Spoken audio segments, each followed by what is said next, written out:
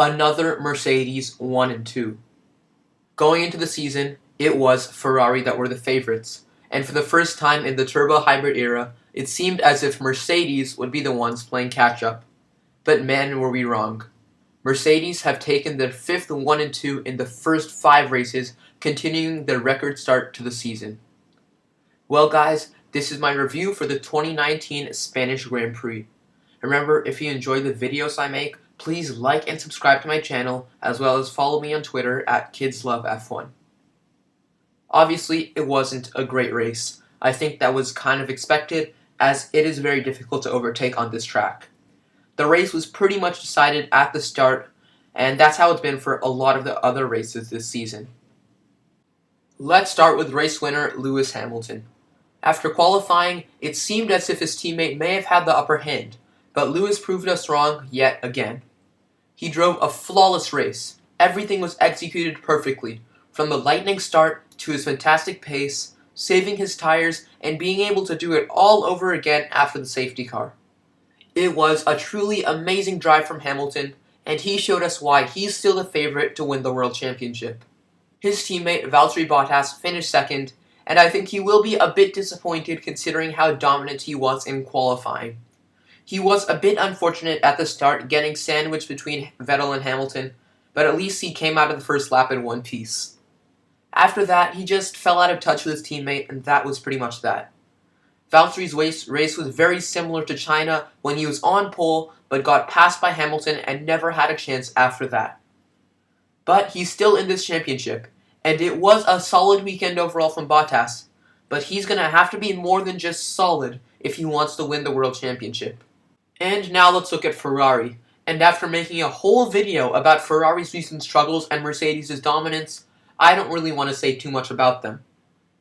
But for yet another race, Ferrari looked out of sorts. They were unsure of what to do when Vettel and Leclerc were running close to each other, and as a result, the Ferrari drivers spent more time fighting each other than they did fighting Red Bull and Mercedes. I know that Mercedes have been flawless, and they fully deserve all the success that they've enjoyed so far, but Ferrari's utter incompetence has certainly played a part in the Silver Arrows taking 5 straight 1 and 2 finishes.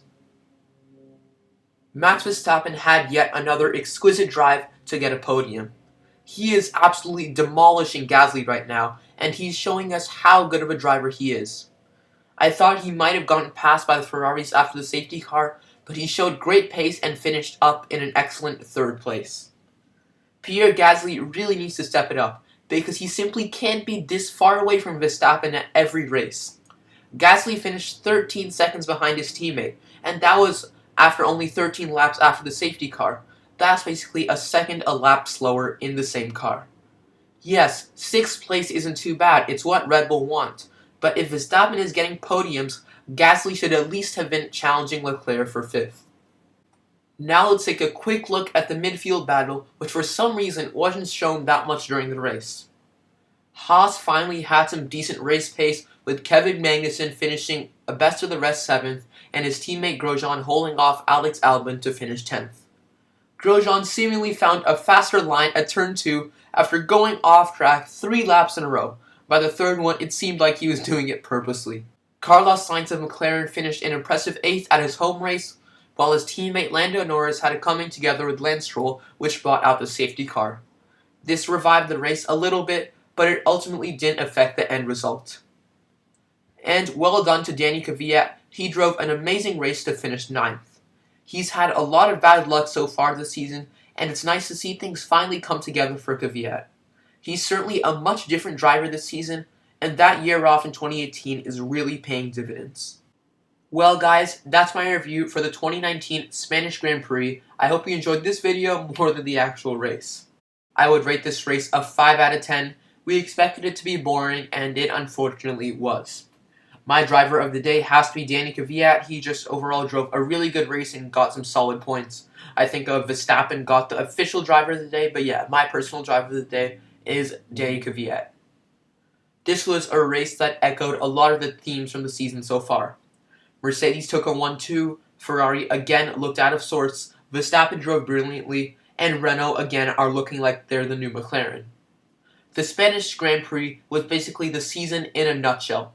And like the race, the 2019 season has been pretty average.